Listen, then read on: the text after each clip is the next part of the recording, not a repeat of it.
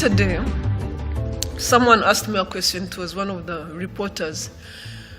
She said that a lot of people, farmers, especially farmers in Europe, are preparing for the next big farming revolution that would export food to Africa, because Africa definitely has a growing population, has growing cities, and is going to be in need of food. And I said, yes, that sounds great. But you know, we should also remember that Africa has a lot of young people that are looking for jobs. And maybe it might make more sense to actually make those investments in Africa than to make them in Europe. And I want to build on that. Honestly, let's focus on what is good for our young people. If we airlift gold from Mali and go to process it somewhere in Europe, why do we get surprised when young people throw themselves in the sea going to work in gold places in Europe where the gold is being smelted? Why do we get surprised? The jobs are where the gold is going. So let's encourage our partners anywhere in the world. I just picked up Europe because it is the nearest.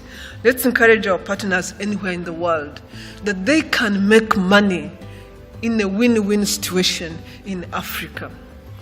In Rwanda, we just had DSM build a $50 million factory to produce baby food in Africa. The difference is the food they use to produce baby food is grown by Rwandan farmers. The people that consume the food when it is done are those malnourished children across the continent. Why are we doing this? We've been buying, by the way, that food from Europe until this factory was made. Can we start doing more like this? Because DSM is still making money. Can we focus on creating jobs for our farmers and focus on creating jobs for our youth? Yes. Because it's a win-win situation. And what I said earlier, and I would like you all to think through, is how can we buy into these young people's businesses? Because these are business opportunities. This is not free business. You buy into the business, you give them some bit of capital, momentum, and your experience, and they take off. That's what our young people are looking for. You have access to capital, you have access to money that they don't have access to. So can we actually buy into our young people?